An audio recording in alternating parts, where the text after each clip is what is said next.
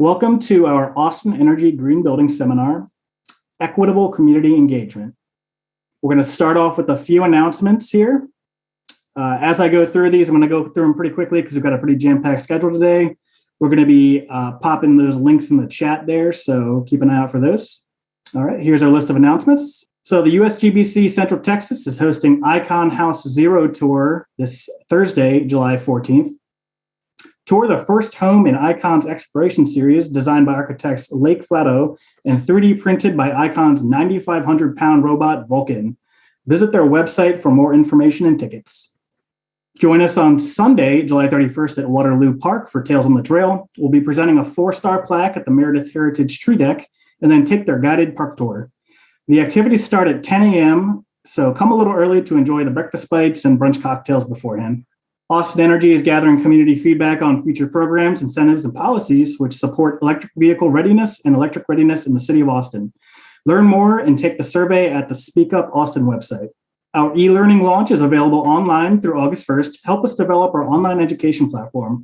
Test our first on-demand course pilot and share your feedback while earning continuing education credits. Sign up and choose from 4 recorded webinar series. AIA Austin Design Voice Community and COAT are collaborating on the annual Force Majeure Design Ideas Competition for Modern Crisis. Identify and propose a solution for one of 3 local issues. Submissions are now being accepted through August 15th. Check out their website for all the details. AIA Austin is hosting the 2022 Design Excellence Conference, and early bird tickets are now available. This year, they are providing the option to attend virtually or in person. AEGB will be presenting on the commercial rating updates. So check out their website and check out all the courses and sign up. And just a note, this seminar has been submitted for AIA Learning Units, GBCI CE hours for lead professional, and AICP CM credits. AEGB will provide certificates of completion for self-reporting and report AIA hours for all those who attended the entire webinar. All certificates will be emailed, and a follow-up email will be sent in the next few days with links to the recorded webinar and other resources. And the next slide is this AIA quality assurance. And then the next slide here is our kind of list of learning objectives. While you're reading these, Christine Walker will join me to share a little bit about today's seminar. Christine, take it away, please. Hi, everyone. I'm pleased to be collaborating with my Austin Energy Green Building colleagues again. My name is Christine Walker, and I am the Sustainability Team Lead for Public Works City of Austin. As many of you are aware, our city is very progressive and moving the needle with green building. Most recently, Council adopted the revised green building policy around city assets. So we are really looking, as we post the final version of that in the coming weeks, to think about how we best collaborate with many of you who help us with those projects. If y'all want to reach out to me and chat about this, I'm happy to do that. They're going to put my email in the chat. So I've had the pleasure to work with Con Fraser and Molly Emmerich on conspiring around a seminar series focused on equitable community engagement. Our original concept, we wanted to look at what are other folks doing. What are we doing in our community now? And then how do we really, truly get to equitable community engagement that gets us to positive results? So I am quite pleased to be kicking off the seminar event today as part of that series. This should prove to be really informative. We've got some wonderful organizations, local organizations, who are going to talk about frameworks for community engagement during project development and share some, examples and resources. It's going to be fantastic. Let's all see how we can look at community engagement as more than just checking a box. Yeah, let's do it. So I'm very pleased to be handing things over to Con, who is going to be our moderator and get us through the seminar today. Con, take it away. All right, thanks, Christine. This next slide here, this is our list of panelists. Really appreciate everybody for taking time out of their day to join us here today and talk about their specific projects. I'll be going throughout the entire seminar and kind of introducing them and giving you a little bit of background. But we wanted to kind of give you a heads up that these are the folks who are going to be speaking to us. And this next slide here are the kind of list of projects and topics that we'll be talking about for today's seminar. We've got Jason Haskins and Desmond Odunusi up right now. They're going to be talking to you a little bit about Design Voice's kind of role, as well as a community engagement overview and some of the topics that we'll be kind of covering today. So first, I'm going to pass it over to the 2022 Chair of AIA Design Voice, Desmond. In addition to being Chair of Design Voice, Desmond works as a project manager at Pfluger Architects. He engages with Central Texas education programs and focuses on design solutions for K through 12 and higher education.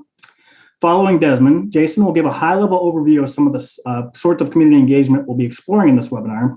Jason is a chair-elect at Design Voice and has expertise in multifamily, mixed-use, and institutional placemaking, and his professional practice with h+uo Architects focuses on enacting and embodying solidarity and human dignity in the built environment. Very glad to have Desmond and Jason with us today. Please take it away. Thanks for that, Con. So for those of you that aren't familiar with Design Voice, we are the philanthropic arm of AIA Austin here in Austin, Texas. And what we've done over the years is really seek to be a conduit that connects communities needing design solutions or professionals with the AEC community in our city.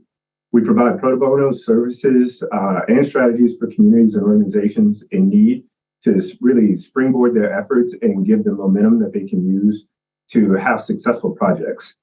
We collaborate with architects, engineers, craftsmen, interior designers, contractors, and really the community in whole to make sure all necessary voices are at the table and have input on projects that we're working on. Design Voice has spent the entirety of its existence focused on giving back to the Austin community. Over the years, we've created a lineage of thought-provoking design competitions, volunteer efforts, and design charrettes that have helped a number of organizations. We promote grassroots efforts in initiating projects and aid in providing design insight that focuses on community engagement.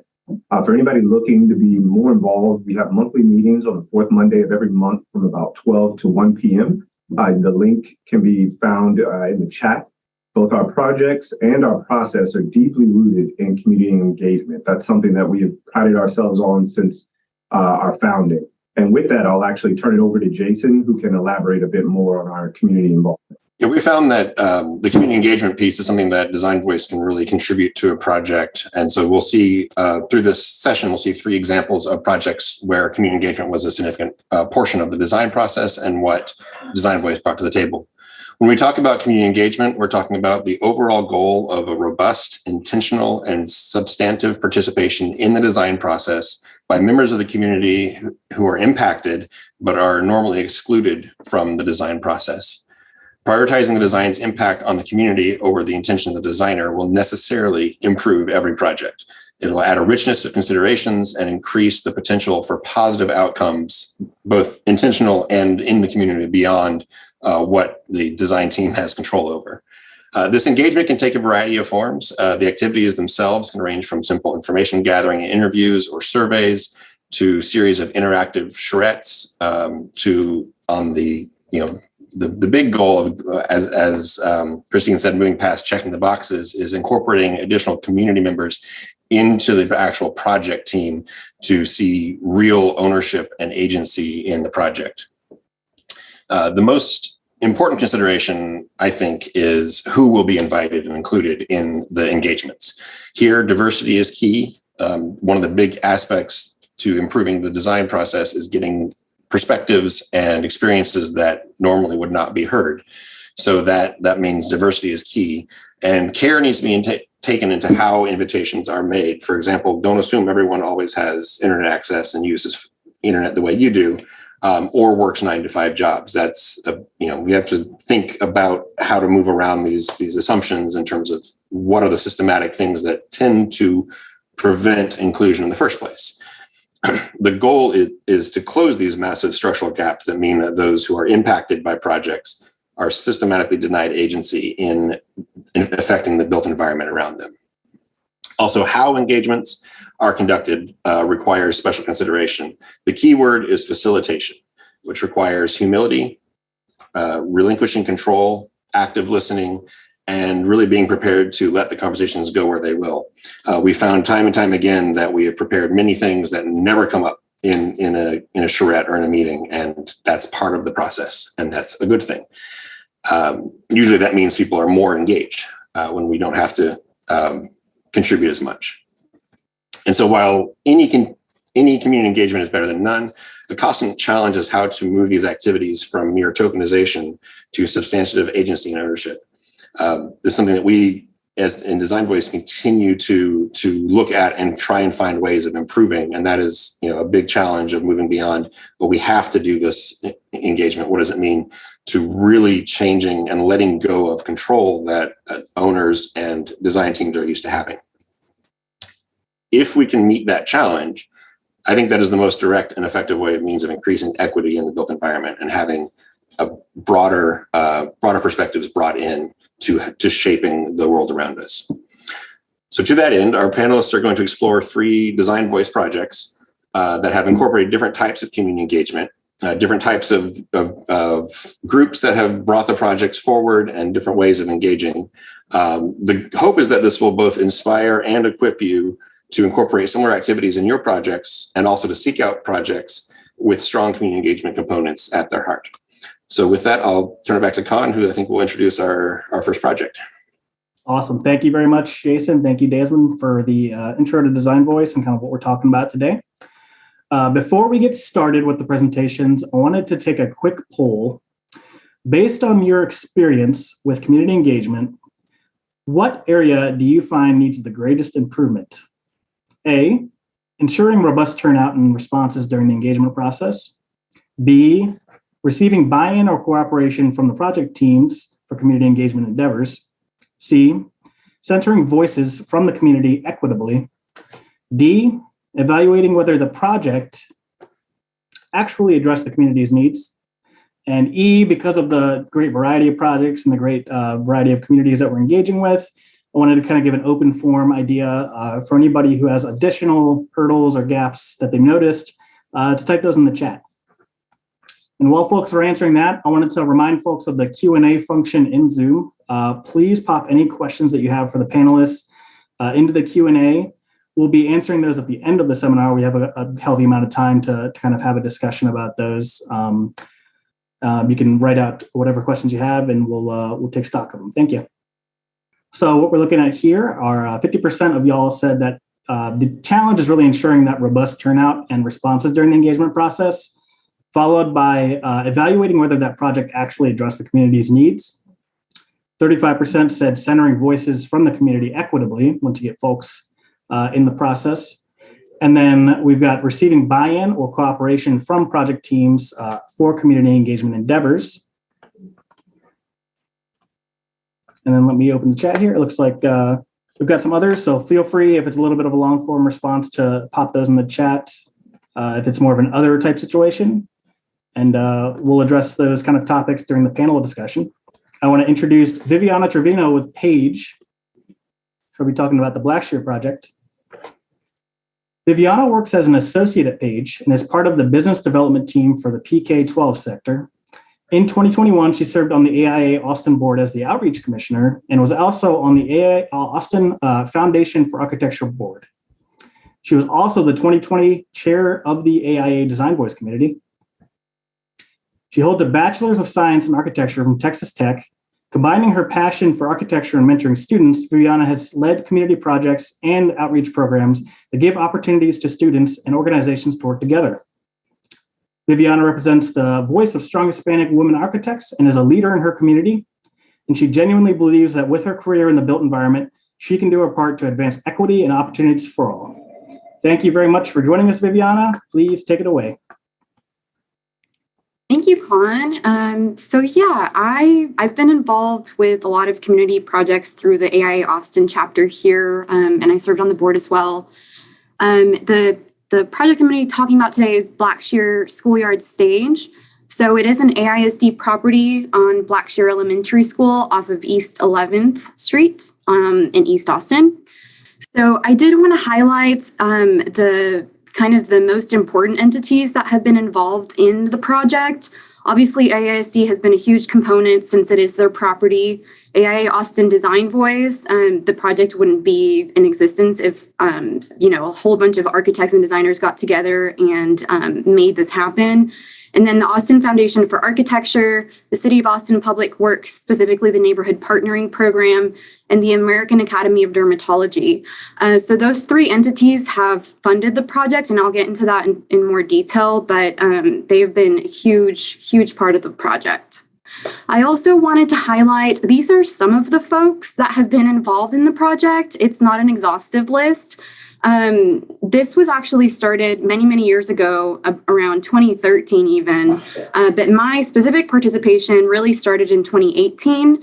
And so since then, these are the folks that I've interacted with pretty often. A lot of City of Austin folks from the Public Works Neighborhood Partnering Program, the UT Medical School, lots of folks from AISD in different departments, the Blackshear PTA. And then you see this is some of the list of the designers that have been involved, but there's so many others that weren't listed on this page. So I'm not going to go into the history too much because that's not necessarily what this presentation is about. But I did want to just outline basically the history of the neighborhood that the school inhabits. It's been marginalized for many years, starting with the 1928 city plan. And more in the more recent history, once AISD, when the Brown versus Board of Education got implemented, AISD had good intentions of basically taking these students from the east side and busing them to other parts of AISD to kind of integrate them. And though it was good and well-intentioned, one of the side effects that happened is that the culture in East Austin and the sense of community was no longer because of, the schools weren't part of that anymore. So there was a huge sense of loss in the culture and in the community. So in 2013, the Housing Authority of the City of Austin conducted a needs assessment of the neighborhood. And they recognized the importance of youth enrichment programs as a vital component in building the self-esteem of youth and dissuading them from negative or risky activities and crime. So they determined that it provided emotional safety, supportive relationships with mentors in the community and social connections, and exposure to cultural and educational opportunities. So with that, the school, prior to the amazing leadership of Betty Jenkins, was in really terrible disarray.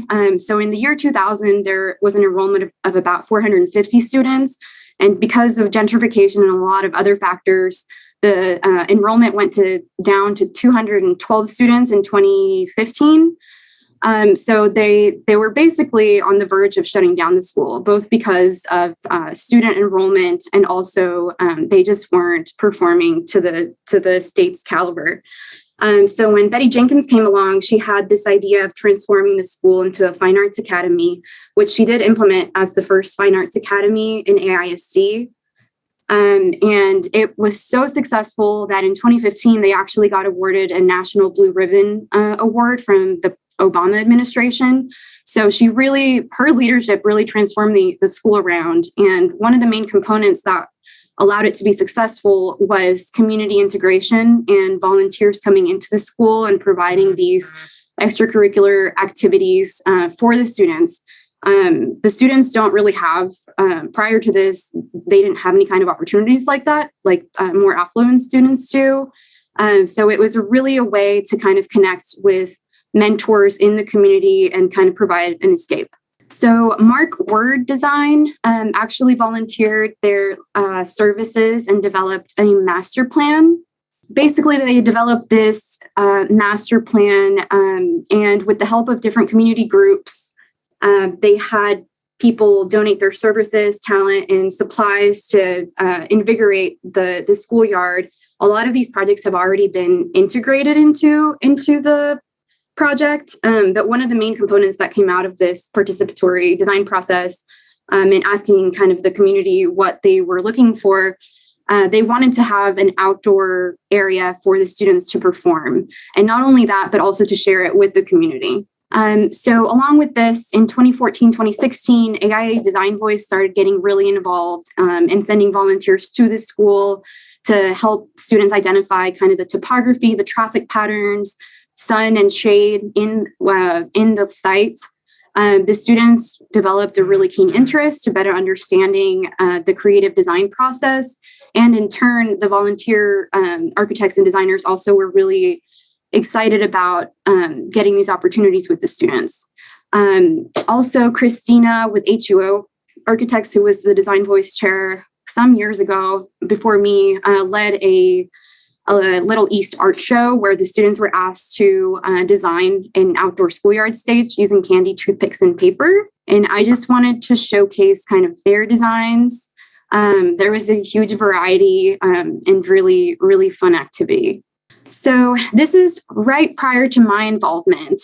So in 2017, Design Voice held a charrette for the schoolyard stage at the school. It was a Saturday-long workshop. It was open to the community, so anybody could come participate in teams of 4 to 5. I think there were about 20 to 30 folks that showed up that day, and they worked the entire day to come up with a scheme and then presented at the end of the day to a panel or a jury panel that was comprised of the principal, AISD, Blackshear PTA president, and Blackshear parents, and some neighborhood designers as well. So this was the winning entry. And just to precurse, I am not on the design team. My role is more of a project manager / bringing kind of different entities together and funding for the project.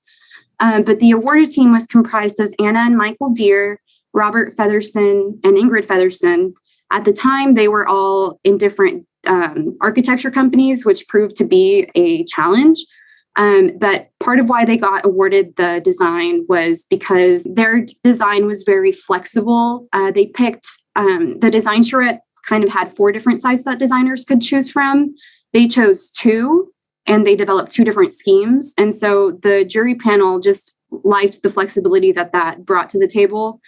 They ended up going with scheme B, which is the top right one, which was centered around these 2 beautiful trees off of Gregory Street and Selena Street. So this was the final design that was approved. Something that proved to be a challenge once we started discussions with AISD, and particularly the AISD arborist. He wasn't super keen on how the design was built around the trees, even though the design and the structure of the deck took into account the critical root zone of the trees. We didn't impact that at all in the design. He was still concerned about irrigation that the trees would have. So the end result was that we had to redesign the stage in a completely different location. So we ended up going back to site A, and we're currently redesigning the stage again. Really, my involvement was after all of this happened, and there were some major lessons learned that I think if we had known about the process and what it was like, we would have implemented all of these things into the design charrette from the get-go. So the original charrette asked, or basically called out for the designers to design something to $25,000 worth of project. So it wasn't super clear. Well, rather it said that the Blackshear PTA would be funding or would be, making this happen. But the Blackshear PTA hasn't necessarily ever really funded that extent or that amount of money in the past. So that proved to be a challenge. So Diana, Sue, and I, that's when we came in and kind of started applying to different grants. And I think if we had kind of a ballpark, or we had all these conversations between these entities beforehand, the project would have been so much more streamlined and just easier to get through. But also we kind of lacked the knowledge of some city grants that we ended up getting, which I'll go into more detail. Another lesson learned was just the lack of understanding of the different agreements that we had to have in play. So because we got city funding, we had to have a memorandum of understanding between the Blackshear PTA and the City of Austin, and also a joint use agreement between the City of Austin and AISD. Both of those things take a really, really long time. particularly just because, you have to go through different avenues and all the way to the top. It actually had to get approved by the AISD board and everything. So it takes a while, which, we just didn't know what we were getting ourselves into. Escalation was also a lesson learned.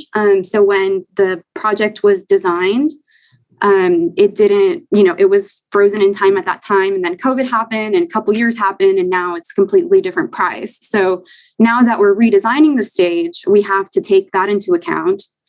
And then specific entity champions and buy-in. So because kind of the project was extended for such a long period of time, sometimes people would leave certain offices and then we would kind of be left hanging. And so just getting a champion from each particular entity was really crucial for the success. And then liability also, we ended up solving that problem. But at the beginning, it was a really huge question because the designers were all from different architecture firms. So you couldn't take, one company couldn't take the liability of someone else that wasn't within that company. And so that became just a conversation as well. So funding. So we started out by getting our initial grant of $3,000 through the Austin Foundation of Architecture. So what that really did was help us basically go to other foundations and other entities and say, okay, well, we have this amount of money. Can you kind of like pitch in more? So then we got awarded the $8,000 grant from the American Academy of Dermatology, which is actually specifically for a shade structure. So that has to be incorporated into the design as well.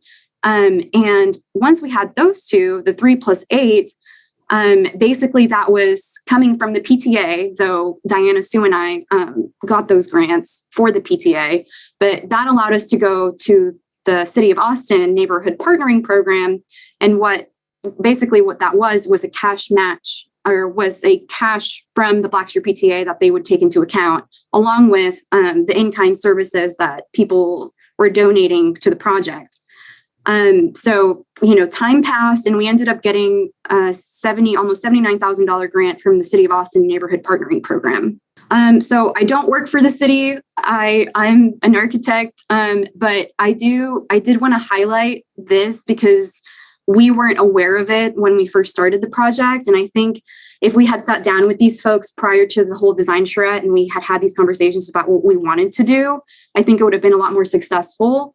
But basically what the neighborhood partnering program is through the public works at the City of Austin, and it provides a platform for neighborhood groups to develop and resource small to medium-sized projects in cities right-of-way and city-owned property. So that's part of why we had to do the joint use agreement between the city and AISD. But communities cost share their project with any combination of cash contributions, which our cash contribution was the $11,000 that we got from grants, in-kind contributions, so all of the hours that the designers are putting in, and donated labor.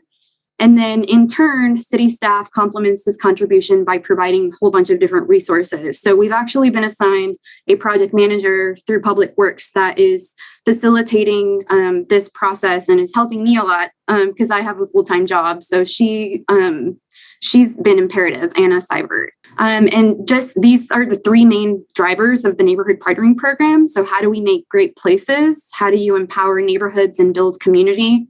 And how do you make local government services accessible to everybody?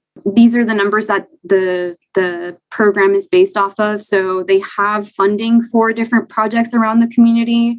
It's just a conversation. It does have to meet certain qualifications. But they've done so many different things in our city, and it's available for any community groups that want to pursue something like this. I did want to show our specific application. So once we submitted and had these conversations with NPP, they actually went out to the neighborhood and had this door-to-door interaction with the neighbors and asked if this is something that they would support. Or they wouldn't support, et cetera. So this is the outcome of that. So this was our specific project.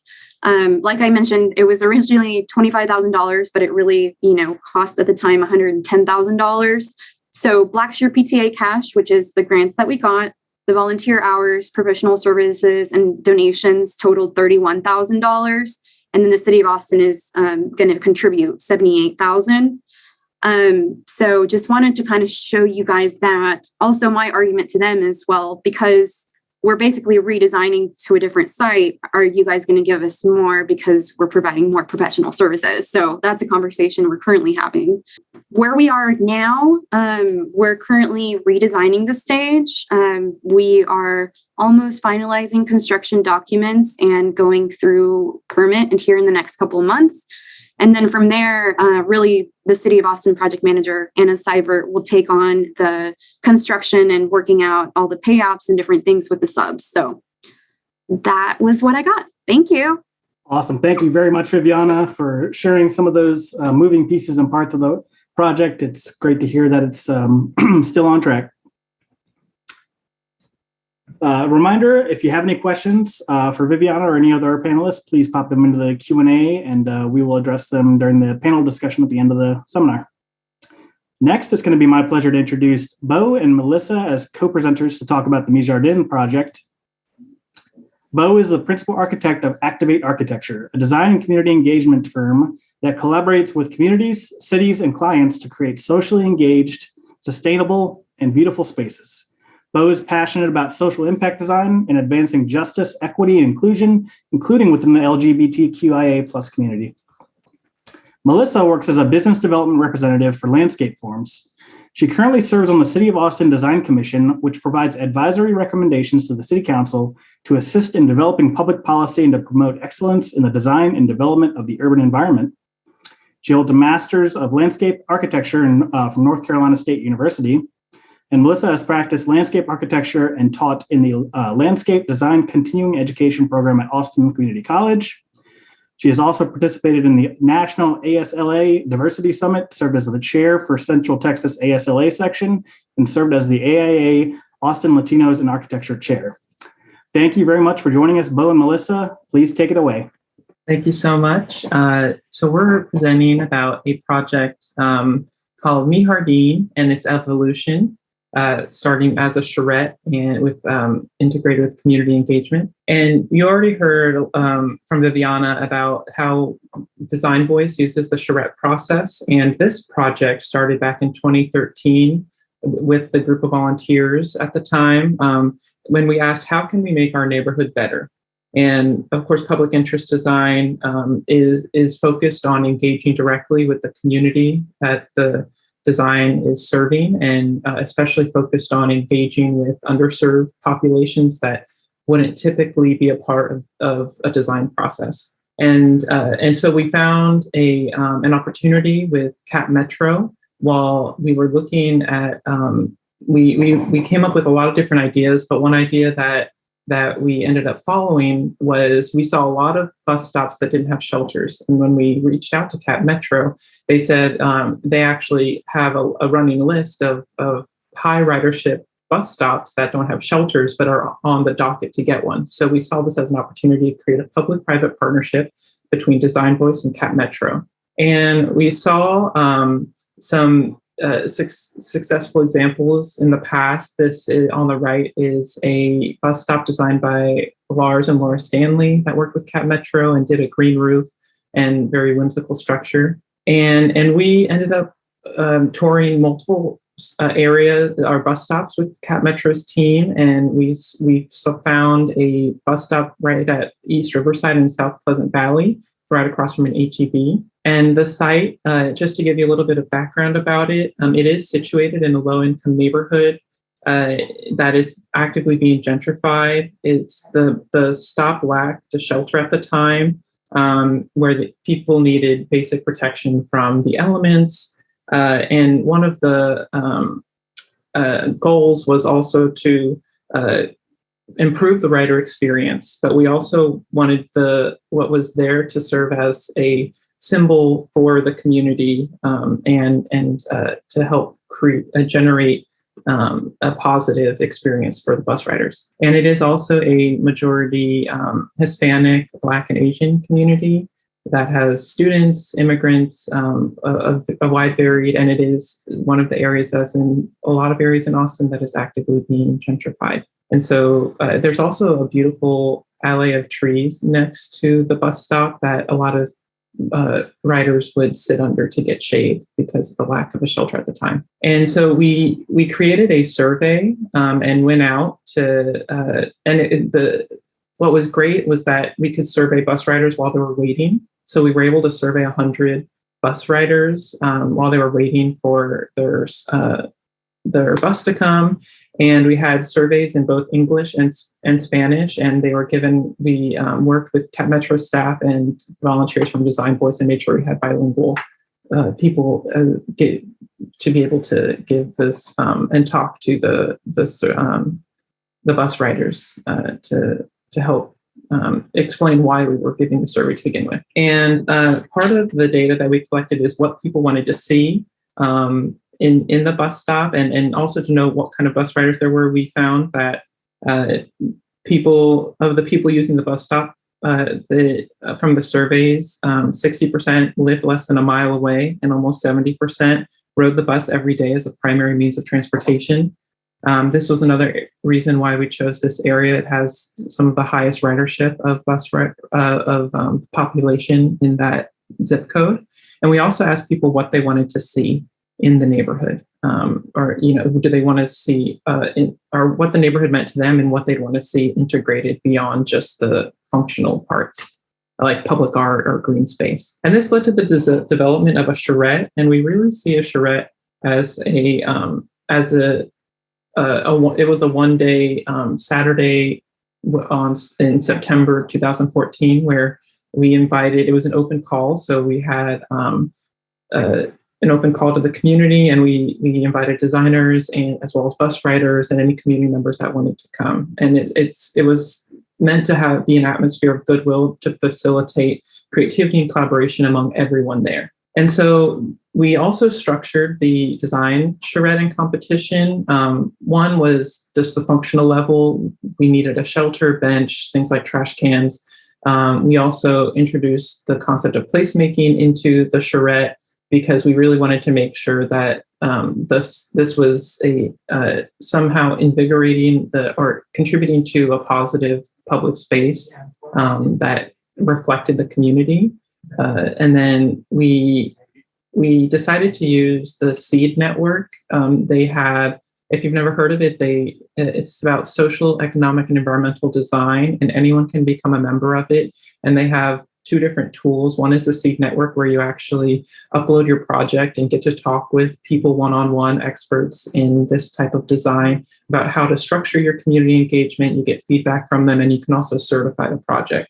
So the charrette is what was certified, or what was used, the Seed Network. And the challenge presented was to create a bus stop shelter that was creative but also cost effective, and that expressed the community's values and used the Seed Network principles, which were focused on community engagement. And these are some pictures at the charrette. We had over 30 people attend, which ranged from architects, engineers, contractors, and bus riders.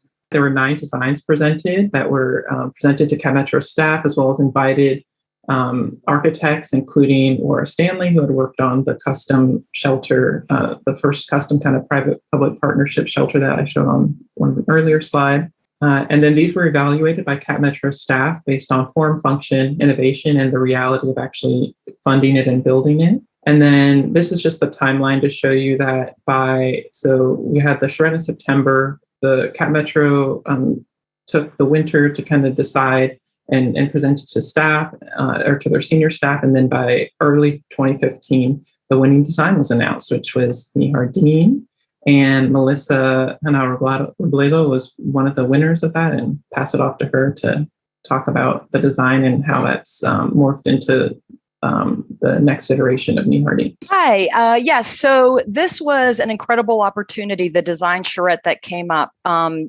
Sarah Partridge and myself, we were the winners of this. And so you know that we both have a background in landscape architecture. So it was a little bit intimidating and daunting to think, oh my goodness, how are we going to design a bus shelter, since really we're not really in an architecture mode, we're in a landscape architecture mindset. Therefore, we approached this project as, what is the genus loci? What is the sense of place?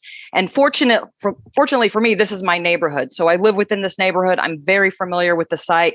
And at that time, Sarah worked very close to this site. So we were both familiar with what was going on and what was needed.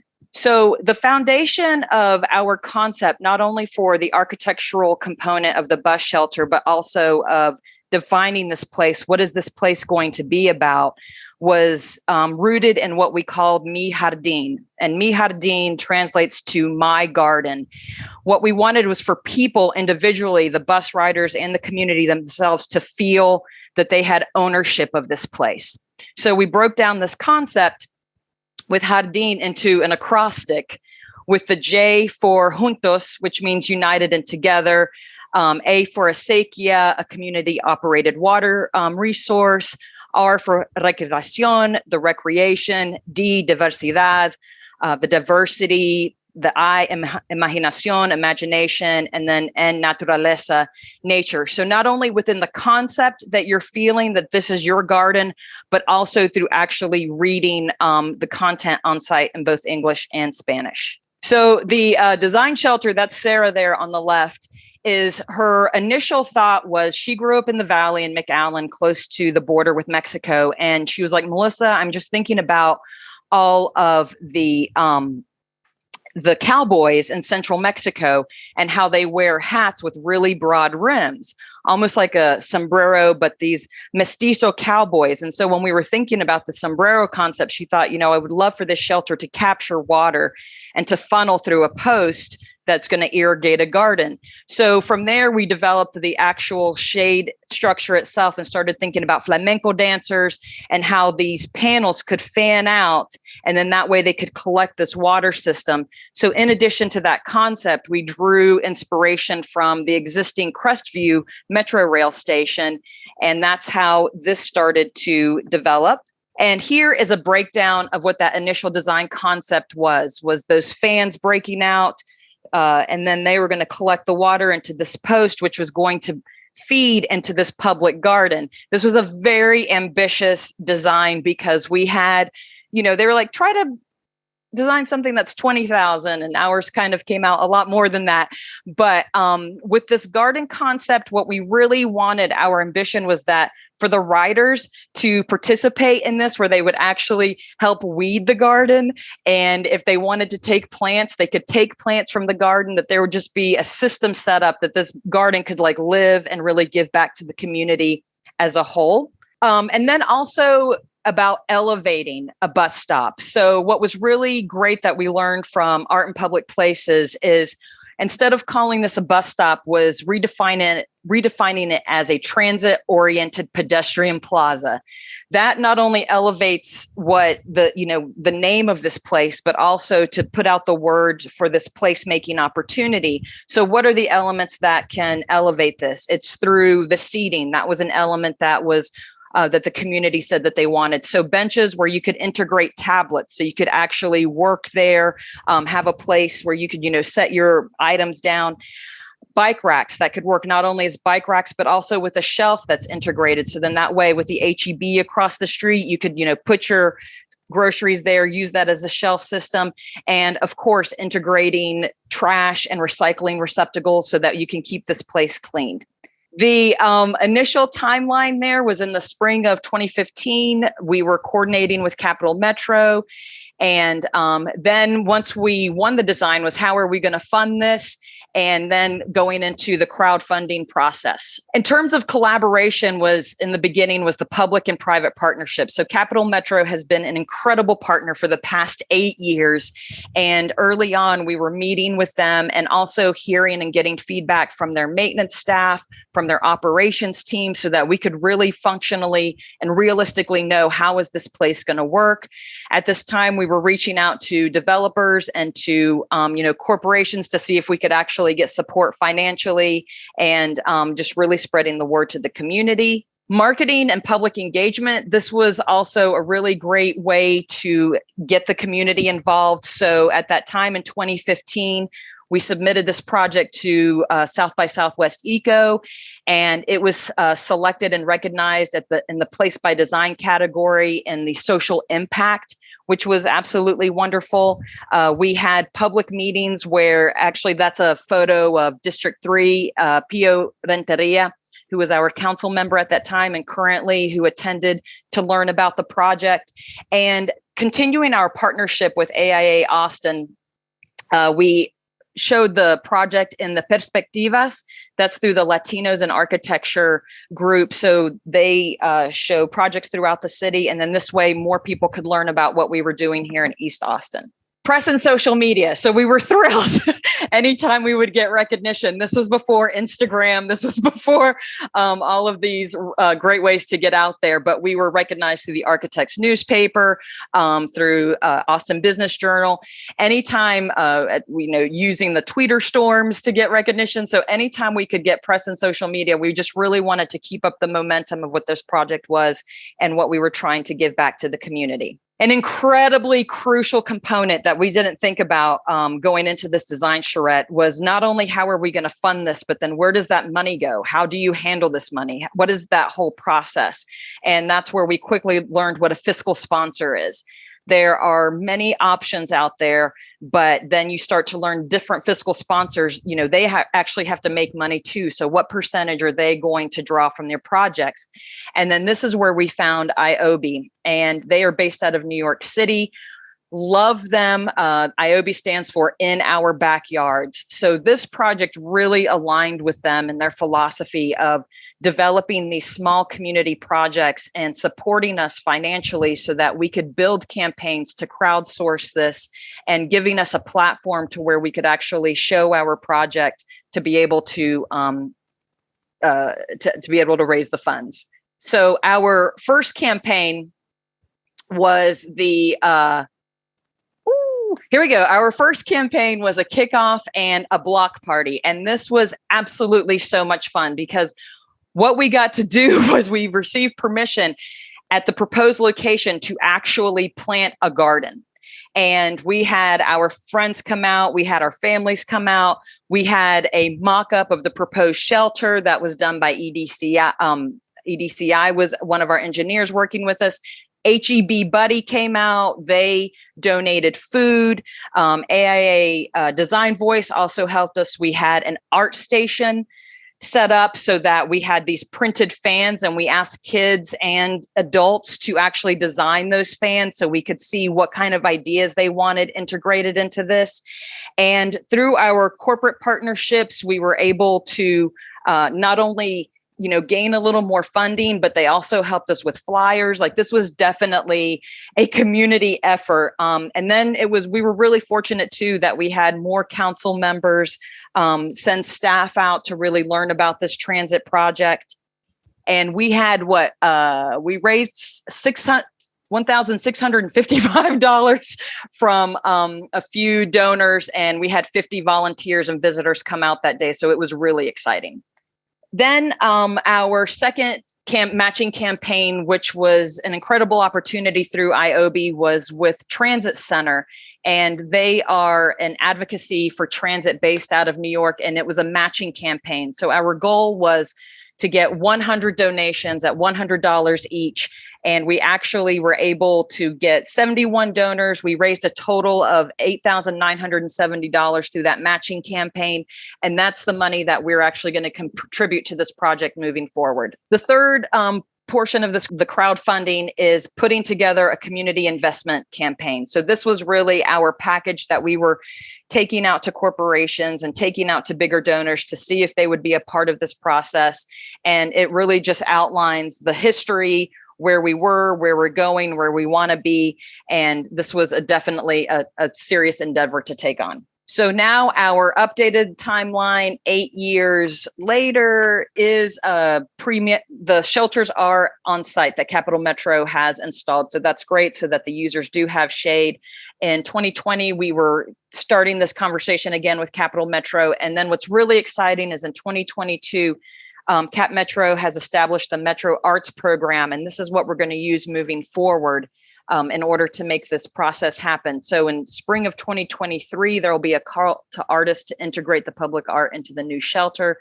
Summer of 2023 is a potential of where we might go with the installation. So the Capital Metro Art program is a wonderful program, because now what they have established is that they now have a pool of pre-selected artists that can apply for this particular project and say, hey, you know, we want to be considered for the Mihardin.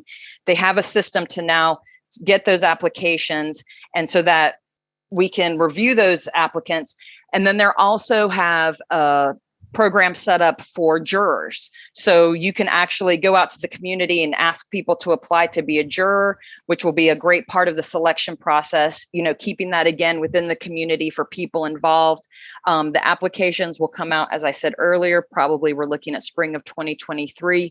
And then what's really exciting is that both the artists and the jurors are going to be financially compensated. And then this is moving forward. What we're going to do is we're going to end up having this opportunity to actually have the artists paint the panels of what's going to be the proposed bus stops in the future. The lessons learned are through that community engagement process was providing incentives for participation. So maybe with the folks that have that wanted to show up, providing bus passes, gift cards, leveraging technology, and through the execution, you know, working with designers throughout the project to raise money. And then the overall project success is really working on timelines and how they're really going to be extended throughout. Like that was it. Yeah. And I just wanted to share too, that last point is really important, because as you can see, this project really morphed over the 8 years. Having collaborative partners committed to flexible goals to lead to a win-win outcome. So even though Mihardin may not be exactly what was presented at the charrette, the community's effort and time and the money that was put towards this project will still go to beautify and provide public art, hopefully from an East Austin-based artist. So please, when you see this out and being on Cap Metro or Design Voices social media, please make sure to share it with any artists you know. Fantastic. Thank you, Bo and Melissa. The next segment, we're going to feature Nicole walking us through the Community First Village project. Nicole's a licensed architect and experienced community planner with a diverse professional and academic background in community engaged design and housing advocacy. Her 14 years of civic engagement and leadership has provided her with a deep understanding of equitable design and development processes that support more complete communities. Nicole recently joins Capital A Housing from the nonprofit world, where she previously served as executive director of Austin-based Community Power Workshop. As the director of community development at Capital A Housing, she works to address our generational housing crisis through the development of diverse and deeply affordable housing opportunities across Austin. Thank you very much for joining us, Nicole. Please take it away.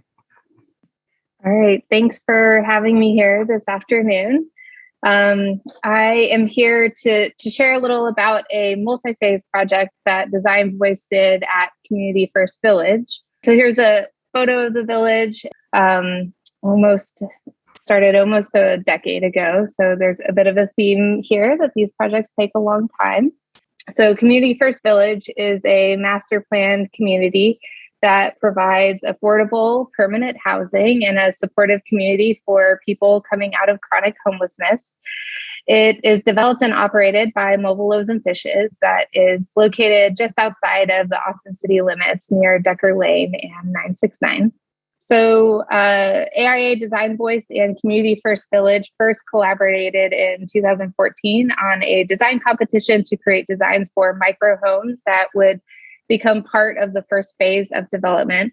This is a 27-acre parcel that included a mix of RVs and micro homes, and this phase came to house over 200 formerly homeless men and women and included around 130 micro homes. So this, you can see sort of in the grayed out background here that this is the whole site for phase one, and then the space that's highlighted here are where the micro homes are located on that phase one site. So this is highlighting the site for phase two. So when Mobile Loaves and Fishes began considering their first expansion of the village in 2018, they again chose to collaborate with Design Voice on a new round of designs for their microhomes. This time, the two groups decided to do things a little differently. Before diving into a second design competition, we chose to complete a post-occupancy study in order to gain insight into what worked and didn't work in phase one. And insights from the study then informed the structuring of a design competition that was rooted in honoring the expertise of lived experience and built around deep collaboration with residents of the village. So I'm here to share a little about what that process looked like and the value that we saw this bring to the final design products themselves.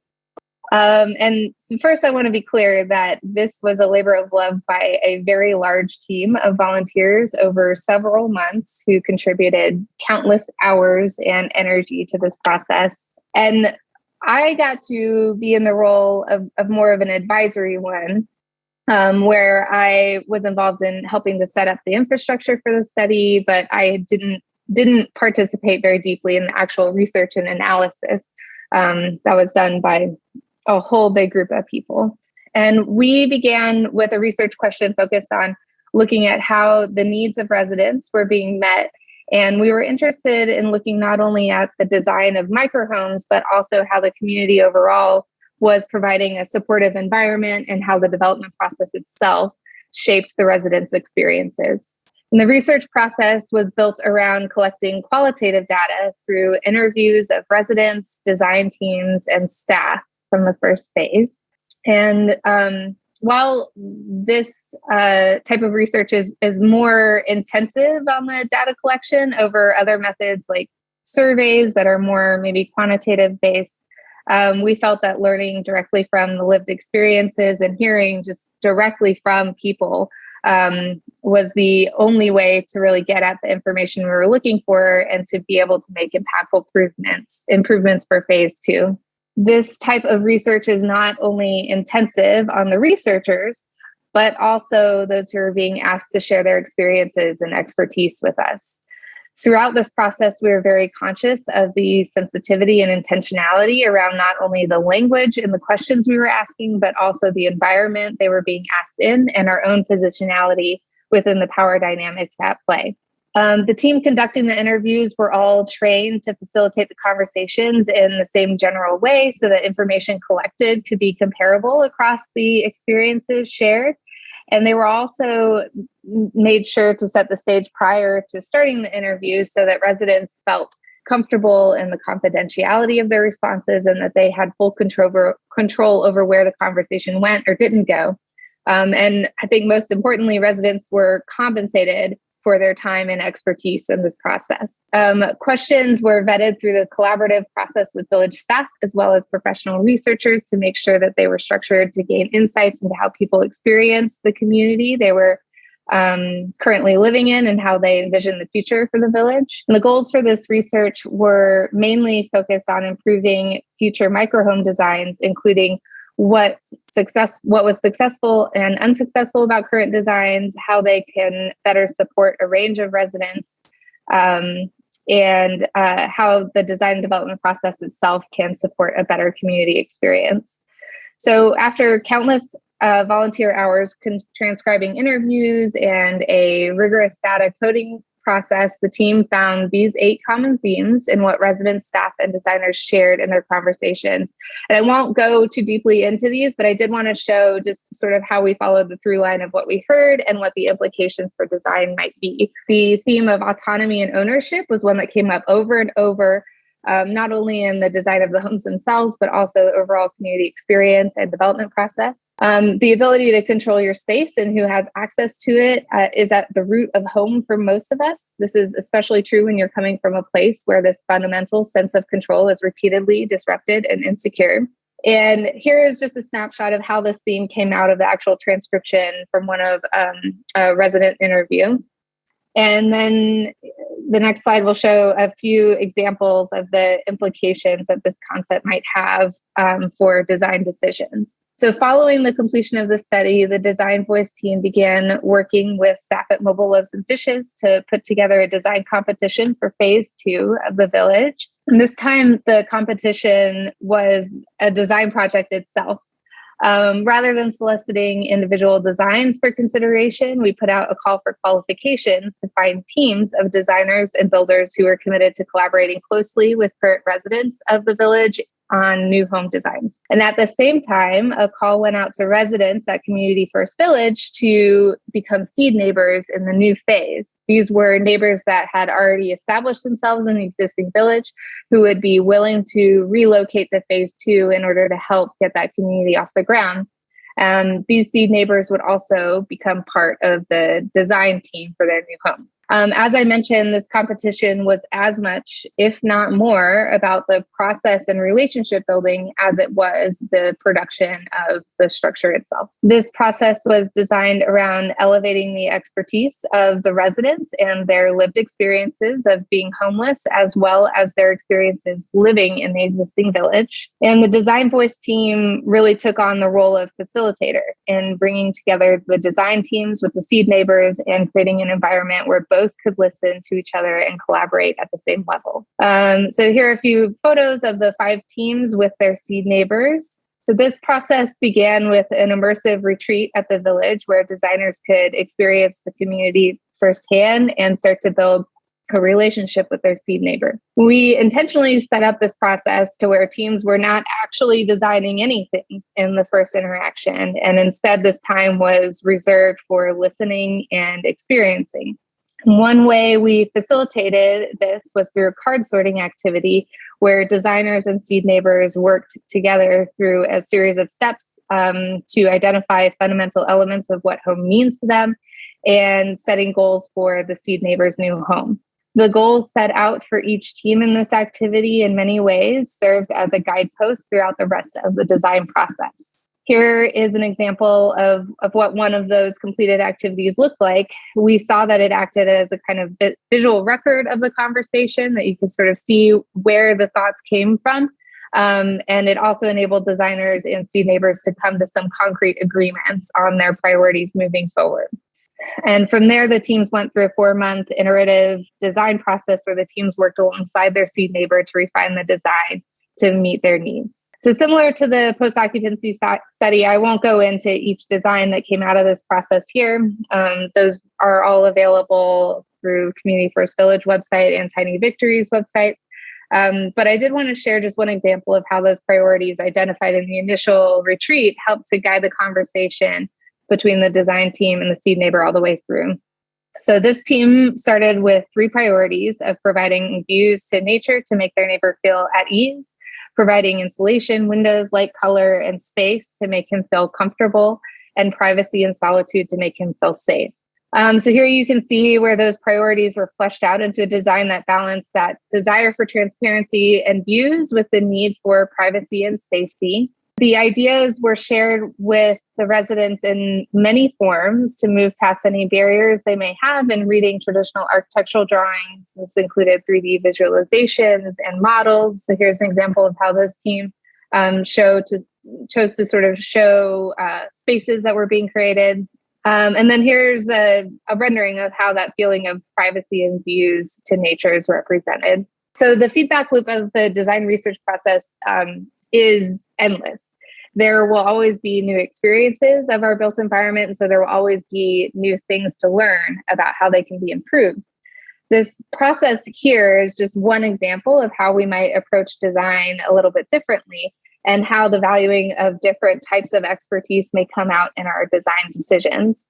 So through this project, Design Voice and Mobile Loaves and Fishes had the unique opportunity to learn from what had been done previously and tap into the valuable expertise of that daily experience and the perspective of residents to make improvements on a second try. It's a very unique condition. And hopefully this is a loop that can continue to evolve as Community First Village grows. So here are a few takeaways for Community First Village from this process, which included direct actions that they could take to improve the community experience, as well as valuable assets it provided to help them to better understand and tell the story of the village's evolution. And here are a few takeaways that we might take as lessons into everyday practice, such as taking a hard look at the assumptions that your designs might be making about who might experience them, and how your design process might be able to better honor and elevate the voices and lived experiences of the end users of the space. So with that, I'll turn it back over to Con. Thank you. Thank you, Nicole. That was a really great presentation. I appreciate that. I'm going to go ahead and let Jason speak a little bit about some resources as well as ways to get involved and ways to incorporate some of the lessons we've learned from these presentations into their own projects before we get into Q&A. Thanks. And I do want to leave plenty of time for Q&A. And actually, as we do that, also hear from anyone who has other experience with projects, what your experiences have been as well. We're kind of, and as Christine alluded to in the beginning, we're kind of hoping that this will spark some conversations and help us build up some resources going forward as well, both for the City of Austin, for AGB and Design Voice, and for the city as a whole. So as you can tell, one of the things that we've learned is that everything always goes perfectly the first time, very smoothly, very quickly. It's never difficult. No, it actually is. It is very, we have to be scrappy. We have to be resourceful. But that's part of the joy. And that's really where a lot of the engagement, a lot of the input and the input and the learning comes from, is adapting. And yeah, it's difficult, but it's because it's worthwhile. You also heard that we had, in many of these projects, we had layers of engagement. It was not a one drop in and do one thing and then close up. Similar to what Nicole was talking about, closing the loop, but it's also true within a project. It's very important to come back and communicate progress. I think the example of me here having the garden show up, even though we're still a ways off from having like the fact that we are tied to a place and being able to communicate and make progress. And honestly, and this is something I think I'd like to hear from that team as well. Maybe this first question is, what kind of experiences what were your experiences where the benefits came from not just the end result, but the process itself? And I think Nicole alluded to that in that project as well. So that communication, that accountability is really important, especially as we look at, having all of these partnerships involved. And of course, the partnerships are what make it possible, but it's also what adds to the complexity. And we've seen that as well. But having partnerships with different groups who then have access to people and who have trust in the community already is huge in bringing people into the process and having people participate and trust who otherwise might seem like an outside design team coming in. So and with language and with culture, that's a huge resource there to have community members already engaged in the process. So I think with that, I will drop some resources into the chat rather than going through them here. I would encourage any other panelists and also anyone attending, if you have other links and resources that for types of engagements, we had a variety, as we shared here, both from interviews to the more research-based to design charrettes. Though there are many resources, and some of the links I have will have toolkits. It's often referred to as a toolkit of these types of things that you can implement. So I'll have links there, but if anybody else has any they want to share, we'd love to see them. I'm also going to drop in a couple of other terms that are useful to search. Placemaking is something that is one that we see a lot, especially in the public sphere, where you'll see a lot of things based around that term. Participatory design is another term that comes up, but community engagement is very, very frequently used to describe. So thank you all to everyone attending, and thank you to the panelists. And we will, from here, I think, open up to questions. All right, thank you, Jason, for those resources. So yeah, I love the question that you proposed just there. That and kind of synthesizing that, it was, what benefits did you notice came from the process of community engagement rather than the end result of the project? I think you prompted that to Bo and Melissa. If you have any input there, I'd love to hear it. I'll just say what was really excited about it is that it was tangible. And that was tangible in a way that we were able to not only have the participants that came out to support us, but then the folks that were at the bus stop, the people that were crossing the street, that it really became tangible in ways that we had not really thought about. And having food there as a component was really, really great to draw people in and, just to, get a conversation going on and like having the arts station set up. So that's really what stood out to me. Yeah, and Capital Metro is really helpful to, like, they tweet about, the groundbreaking or the block party, about opportunities for coming to the charrette, and working with such a large organization that has those resources. So we kind of have like the grassroots group and then the large organization. I thought that was helpful. And I think you see that in all three of these projects. There's sort of this large centralized organization with multiple departments that has public, marketing or public outreach teams already. So being able to kind of work collaboratively with the grassroots design voice group of volunteers and the large organization, I think usually gives you kind of the best of both approaches.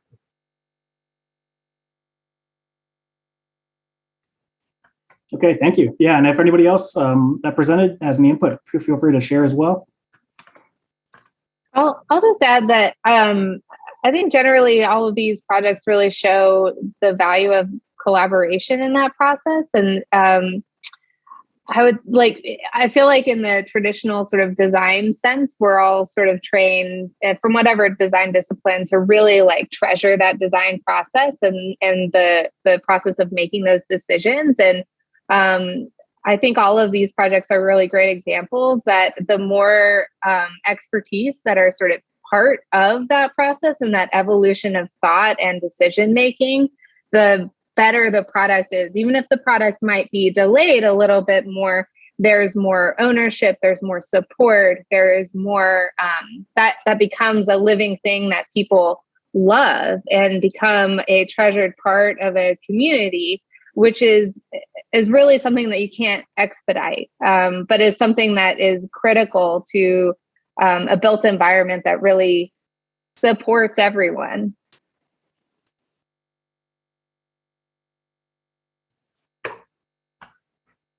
Great, thank you very much. So we did have some other type gaps. If you remember, we had the poll question at the beginning, and two of our chat members did have some kind of additional things that weren't really encapsulated in those options. And so I kind of wanted to pitch this as an open forum question.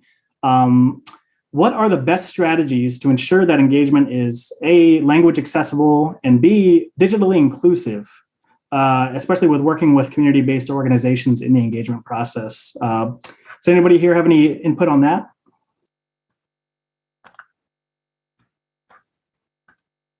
Well, I think if the designers themselves are bilingual or whatever kind of language that the community speaks is really important just so that you can connect with them. But it is difficult kind of getting a digital response. So particularly for like the Blackshear project, it was a good way, like through Little East, where a lot of people come out and gather to get participation that way.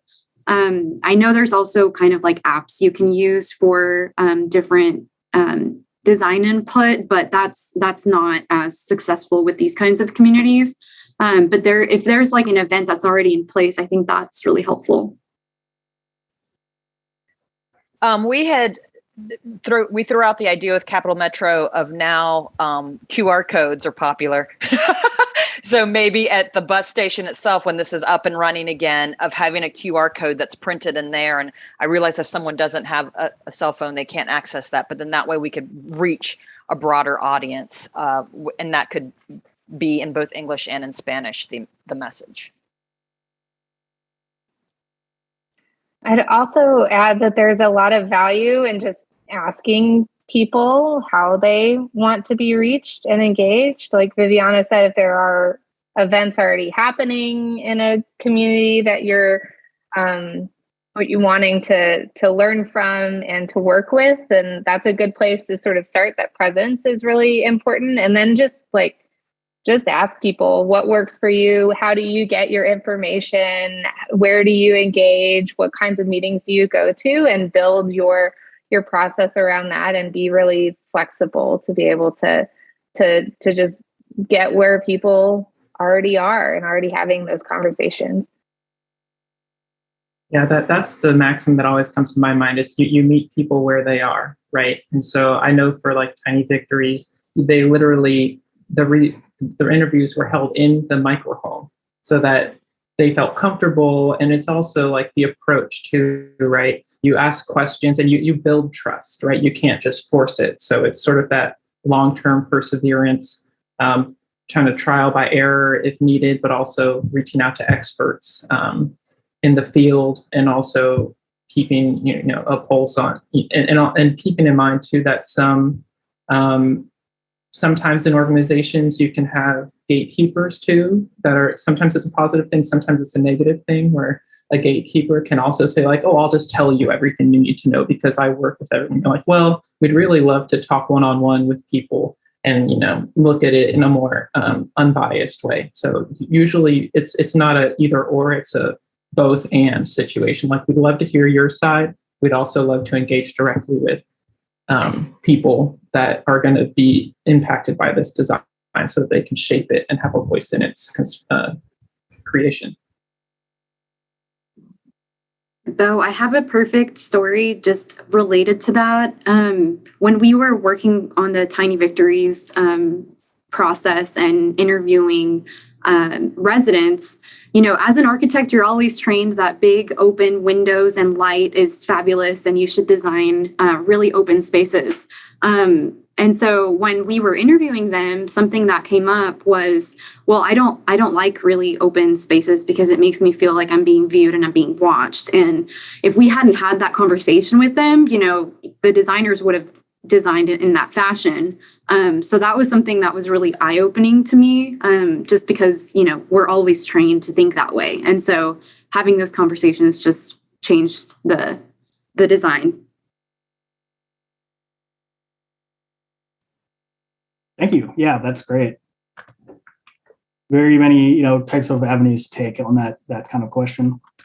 Next question here. Does the city have a preferred system or process for community engagement?